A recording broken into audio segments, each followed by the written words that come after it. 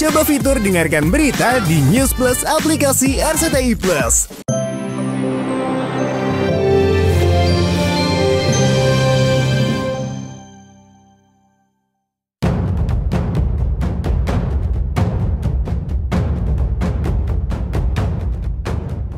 Menggunakan helikopter, presenter tajir yang juga utusan khusus Presiden Bidang Pembinaan Generasi Muda dan Pekerja Seni, Raffi Ahmad, kemarin akhirnya terbang menggunakan helikopter dari Bandara Halim Perdana Kusuma menuju Pulau Nusa Kambangan, Cilacap, Jawa Tengah.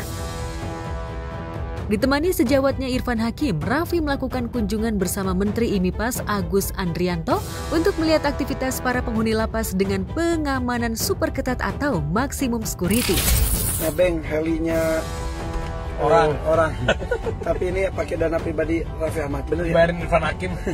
Nusa Kambangan ini yang tadinya kita tahu sebagai tempat untuk membina warga-warga yang terkena hukuman, ternyata di sini juga ditransformasikan oleh Pak Menteri menjadi tempat usaha ketahanan pangan. Raffi sewa helikopter dana pribadi ya, dia ya hebat banget tuh. Pertama kali banget gue ke Nusa Kambangan, jadi pas masuk itu, wih Nusa Kambangan nih beneran pulau, ya udah isinya ya yang sedang dibina semuanya dan para petugas. Kehadiran Raffi di pulau yang dijuluki Pulau Penjara Angker ini seolah menepati janji sebelumnya yang ingin berkunjung ke pulau tersebut sekaligus untuk menjenguk sahabatnya Amar Zoni terpidana kasus narkoba. Tapi sayang, Raffi dan Irfan tak diperbolehkan bertemu Amar dengan dalih terpidana kasus narkoba 4 kali ini tengah berada dalam pengawasan maksimum. Tidak diizinkan karena Amar Zoni juga kan lagi baru masuk. Jadi pokoknya kita tidak diperkenankan untuk bertemu dengan Amar Zoni khususnya, ada juga tahanan-tahanan lain yang lapas tertentu. Jika ada kesempatan itu kan sesama pekerja seni ada keinginan untuk pengen ketemu, memberikan supaya dia merasa oh iya masih ada teman dan lain sebagainya. Ketika Irfan Hakim dan Raffi tak dapat bertemu, tim kuasa hukum Amar yang dikomandoi John Matius secara eksklusif memberikan bukti percakapan antara dirinya dengan Amar. Pada bukti percakapan itu, Amar menuturkan ihwal kondisinya yang mengenaskan berada dalam penjara super ketat, hingga mengeluh kaki sering kebas dan khawatir lumpuh karena jarang bergerak.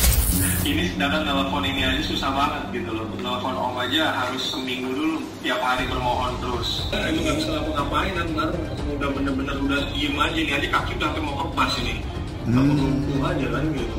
Kalau di dalam sel mah nggak dirantai om, cuman maksudnya di luar selnya, nggak maksudnya kan nggak kemana-mana om. Sedih menurut mereka, maksudnya sedih. Aduh ini tuh teman saudara-saudara kita tapi memang mungkin pernah melakukan kesalahan tapi sedang dibina. Nusa Kambangan siapa yang nggak tahu ya, Alcatraznya Indonesia gitu, sangat ketat sekali, one man one room, jadi satu orang satu tahanan dan tidak bisa bersosialisasi, paling dalam berapa lama tuh baru sekali doang. Aku nanya kabarnya dia malah nggak jawab, tapi malah dia yang lebih banyak ngomong ke aku. Dia nggak jawab emang karena waktunya sempit, cuma 3 menit dan udah kepake dengan ngobrol sama PH kan buat persidangan. Jadi Pak Amar juga tuh ngomong udah nggak ada titik komanya karena cepetnya nih udah waktunya udah mau ini nih, aku udah selesai nih gitu deh. Pokoknya pesanku gitu, jangan angkat telepon yang nggak kenal, diblok-blokin udah. Amar bukan saja mengeluhkan ihwal kondisinya dalam sel tahanan yang dikenal one cell, one man, tapi juga membuka tabir yang mencengangkan di balik penangkapan dirinya yang menurutnya aneh dan janggal. Dia penggeledahan itu 2 kali dong. Jadi pertama nih penggeledahan nih, yang pertama pas dia datang nih petugas ke kamar Amar digeledah, nggak ditemukan apa-apa kan, emang nggak ada apa-apa kan gitu. Pada waktu menggeledah yang kedua itu kamu nggak ada? Amar nggak ada. Gimana ceritanya itu punya Amar, orang di awal waktu pas ada Amar digeledah nggak ada apa-apa kan gitu. Terus pas Amar dibawa pergi itu tiba-tiba datang lagi ada sesuatu kata dia. Oh, ruang polsek. Nah di situ udah ada orang polsek. Udah ada orang polsek. Nah kemudian digeledah lagi tanpa ada kamu, tiba-tiba disodorkan barang bukti itu. Iya, tiba-tiba disodorkan pas nggak ada Amar gitu kan, digeledah lagi kata jadi udah saya cari lagi ternyata ada di sesuatu kan, itu aneh gitu maksudnya kan. Apaan sih? Ya itu kan aneh kan. Bukan saja barang bukti narkoba yang tiba-tiba muncul dalam penggerebekan kedua tanpa kehadirannya, tapi juga saat dirinya terpaksa menandatangani BAP tanpa didampingi pengacara. Bahkan Amar sempat diminta oknum polisi sejumlah uang pengaman sebesar 300 juta rupiah. Amar juga bingung waktu pas Amar di BAP, Amar bilang ini kan saya harus didampingi pengacara. Amar udah bilang nggak usah pakai pengacara, mau dibantu nggak, kata dia ngomong kayak gitu. Nah Amar nggak tahu cara permainannya si polisi ini kayak gimana gitu loh, karena Amar nggak ngeliat juga tulisan pengacara atau ada kuasa hukum atau apa, nggak ada di situ. Dan polisi itu ada 300 juta. Oh, dia minta 300 juta. Tuh yang minta siapa itu? Oknum polisinya siapa?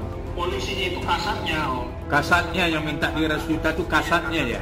Jadi kasatnya minta 300 juta langsung 1 minggu ya kan, kasih waktu 1 minggu 300 juta. Nah di situ sama sekali nggak ada pengacara. Itu semua terdakwa itu yang sekarang tuh yang kawan-kawan itu begitu semua prosesnya sama? Semuanya prosesnya sama. Sejak awal, adik Amar, Aditya Zoni, sempat mengendus ada ketidakberesan dari proses penangkapan hingga pemindahan sang kakak ke pulau penjara paling mengerikan bagi narapidana tersebut. Ia bahkan sesumbar mengaku kakaknya dikorbankan demi kepentingan tertentu. Saya yakin 100% Bang Amar bukan pengedar, Bang Amar bukan yang diberitakan oleh media, bukan. Tapi Bang Amar adalah korban. Itu kan udah dibantah oleh Pak Dirjen ya, bahwa Pak Dirjen bilang ini bukan peredaran narkotika. Dengan kayak dia tiba-tiba di Nusa Kambangan aja kan kita shock nggak? Aku dengan PD-nya nggak mungkin kamu dipindahin karena belum sidang secara aturannya gitu. Jika benar kesaksian Amar, situasi ini seolah membenarkan bagaimana praktik penegakan hukum yang syarat intrik, aroma kepentingan uang, hingga mengorbankan hak asasi terdakwa yang terkesan dipaksakan. Lantas akankah jika kelak pengajuan sidang secara offline dikabulkan majelis hakim, Amar siap membongkar semua tabir kelam penegakan hukum?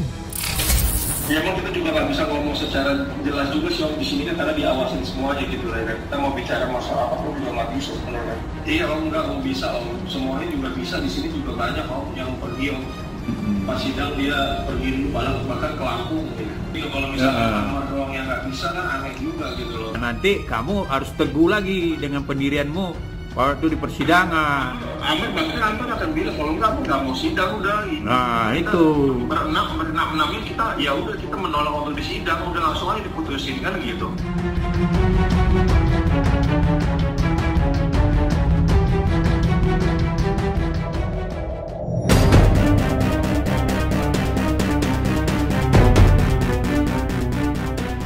Jika kondisi Amar sangat memprihatinkan, butuh pendampingan hukum.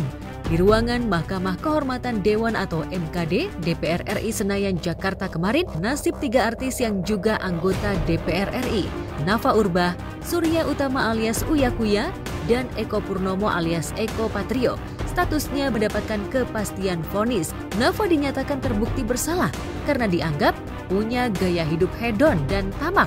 Terkait pernyataannya merespon kenaikan tunjangan DPR RI, Nafa diganjar hukuman dinonaktifkan selama 3 bulan karena terbukti melanggar kode etik sebagaimana diatur dalam pasal 81 Undang-Undang Nomor 2 Tahun 2018. Sementara Eko juga dinyatakan terbukti bersalah melanggar kode etik atas responnya terhadap kritik yang dilayangkan publik terkait kenaikan tunjangan gaji. Eko juga dinonaktifkan sebagai anggota DPR RI selama 4 bulan lamanya.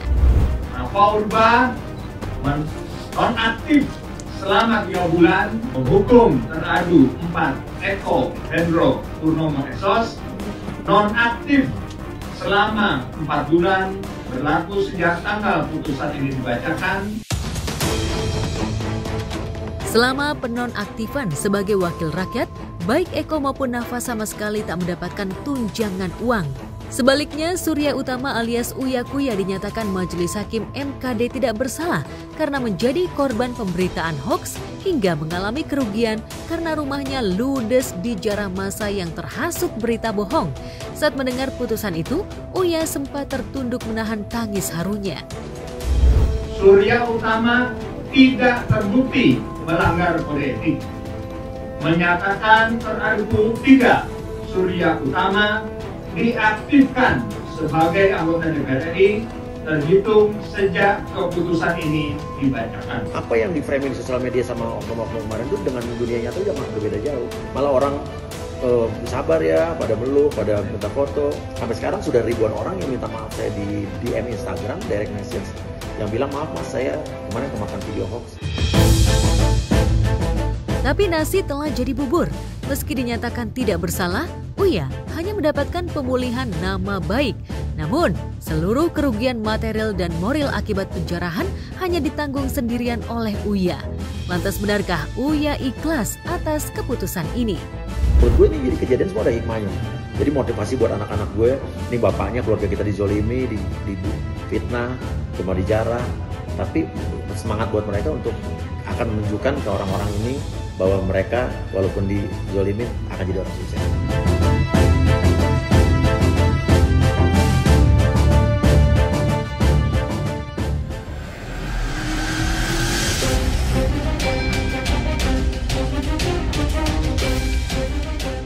Saat Uya Kuya tak lagi bisa mengembalikan rumah mewahnya seperti sedia kala, meski dinyatakan tak bersalah oleh MKD.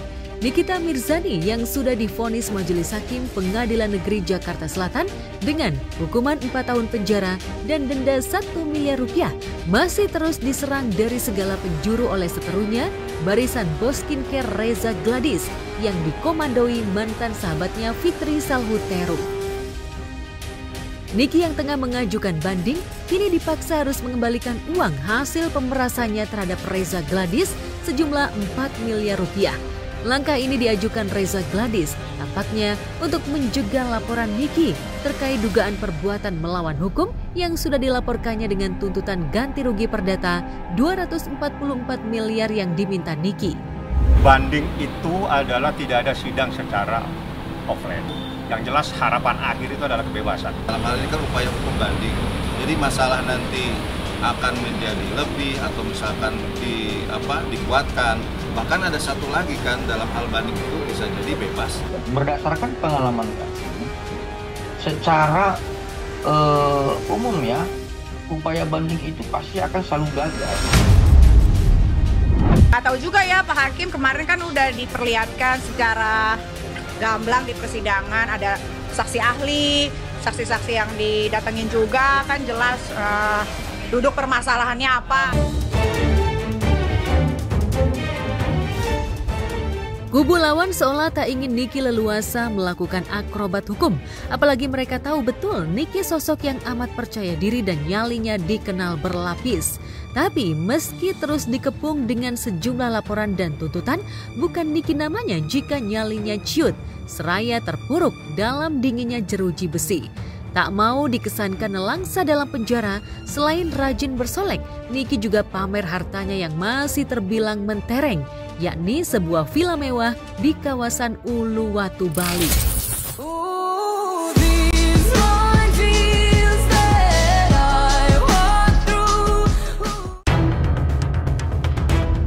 Postingan syarat pamer ini seolah makin membuat seterunya panas.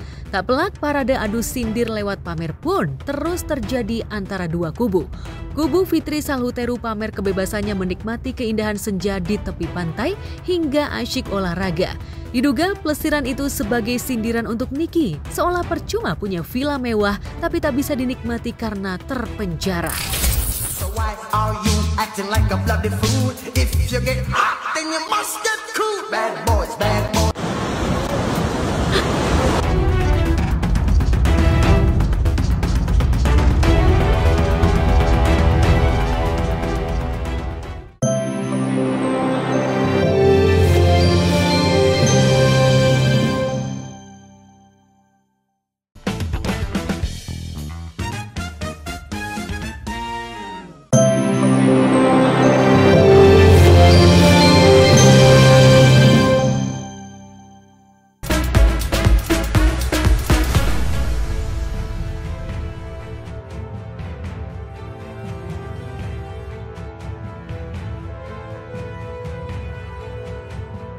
Kesabaran presenter beken Ruben Onsu sepertinya sudah habis. Ujian kesabarannya sepertinya tak pernah habis usai menjalankan ibadah umroh yang kedua. Pria yang karib disapa Bensu itu tak kuat menahan emosi ketika mengintip salah satu akun fanbase Giorgio dan Sarwenda yang memposting kedua putrinya yang tengah pentas balet.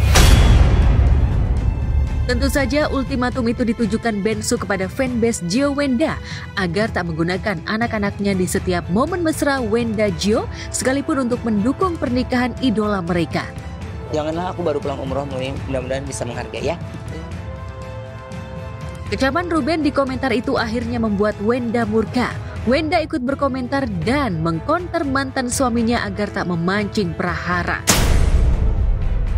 Jika menegur, Wenda juga meminta menyelesaikannya lewat pesan singkat dan tak perlu berkomentar di sosial media yang akhirnya bakal memperkeruh suasana.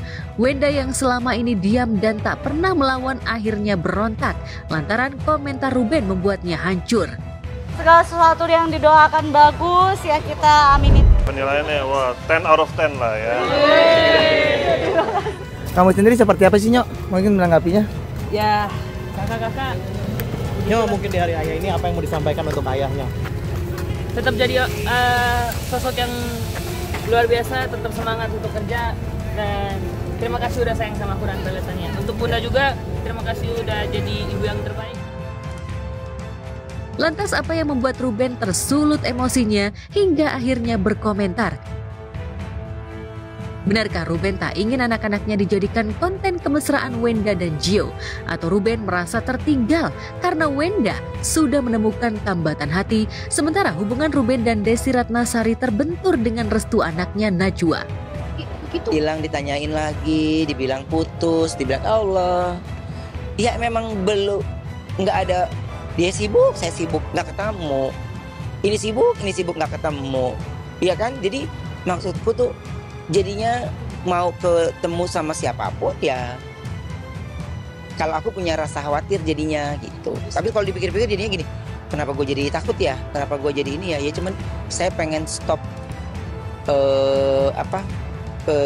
kesempatan-kesempatan untuk akhirnya menjadi zolim gitu. Hilang tumbuh hati Desi tak bisa direngkuh. Kabarnya Ruben tengah dekat dengan Celine Evangelista.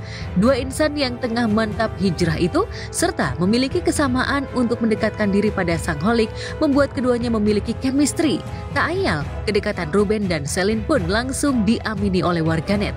Ya netizen mah sama siapa juga dijodoh-jodohin. Makanya itu yang kadang saya jadi kayak, ya ini jujur ya nih baru pulang gitu, saya takut jadinya kalau kerja sama siapapun gitu. Jadi takutnya yang bersangkutan, yang dilibat-libatkan kan kurang nyaman gitu. Kan kalau kemarin itu aku collab pengalaman beliau menjadi seorang mualaf dan aku juga kan. Pokoknya kalau ada kekasih pasti kita ceritakan ya. Tapi kalau enggak mau ngapain? Iya kan, orang berteman semuanya kan berkomunikasi, aku baik aja gitu. Jadi makanya aku nggak mau dalam perjalananku yang sekarang ini lagi benar-benar belajar jadi pecah fokusnya. Kalau aku kan ya aku dari dulu ya udah mau gimana gitu, jadi diem aja gitu. Ya orang mau ngomong apa juga ya udah, nanti nggak penting omongan orang buat akhirat aku kan. Ya. Semua orang ngomongin aku gini, ini cuma dunia. Hidup aku bertahan berapa lama sih Kak di dunia?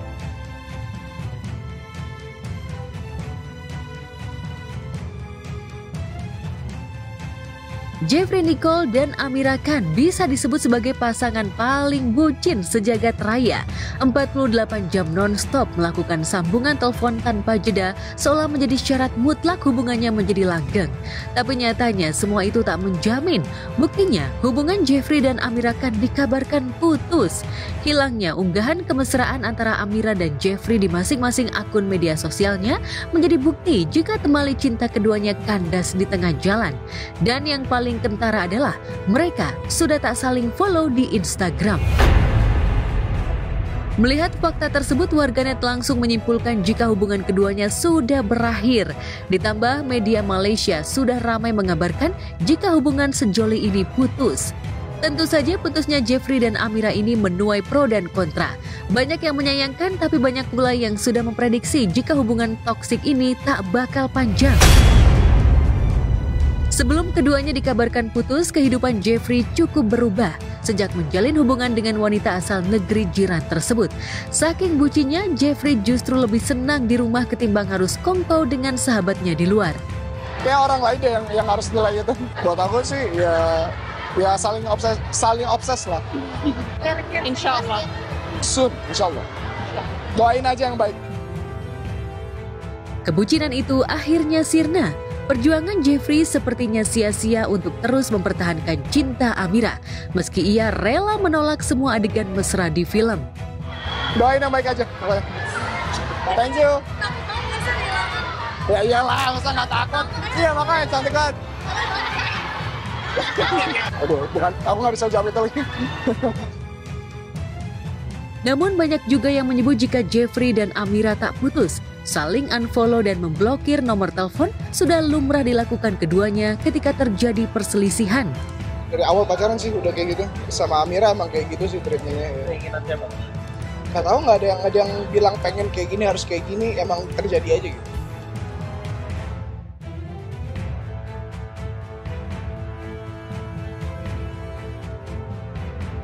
Rencana pernikahan Naysila Mirdad dan Arvito buyar. 3 tahun lebih merenda cinta akhirnya sia-sia. Kabar putusnya Nay dan Arvito itu dilihat dari laman foto berbagi masing-masing. Tak ada lagi foto-foto mesra sejoli itu di akun Instagramnya. Tentu saja hilangnya momen kebersamaan itu langsung memantik spekulasi liar di kalangan warganet jika keduanya sudah tak lagi bersama. Hingga kini musabab putusnya jalinan cinta Nay dan Arvito belum diketahui. Benarkah rencana indah bersanding di altar pernikahan gagal lantaran adanya orang ketiga? Jauh sebelum keduanya dikabarkan putus, Nay sempat mengungkap jika hubungannya dengan Vito masih tahap penjajakan. Bahkan, Nay mengaku jika ia merasa cocok dengan Vito. Aku udah tahu ujung-ujungnya ke situ. Ya kan kalau misalkan namanya kita berhubungan pastinya itu masa penjajakan, masa pengenalan. Orangnya baik banget.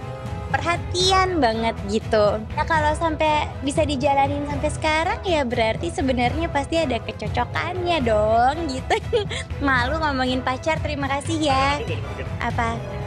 Target, jujur aja aku tidak terlalu menargetkan sih. Belum tahu mas, iya. Untuk urusan percintaan, adik dari Nana Mirdad itu memang tertutup. Bahkan hubungannya dengan Vito belum lama terendus. Namun kini keduanya justru dikabarkan putus. Makanya aku minta doanya aja. Karena aku percaya yang namanya jodoh itu kan semuanya ada di tangan Tuhan. Jadi Tuhan akan memberikan yang terbaik pada waktunya. Yang terbaik juga buat aku gitu. Belum. Ya kalau harapannya aku minta doanya aja. Aku minta didoain sebanyak-banyaknya sama teman-teman gitu biar diberikan jodoh yang terbaik gitu dengan waktu yang memang tepat, yang terbaik juga gitu aja. Biar lancar semuanya. Makasih ya.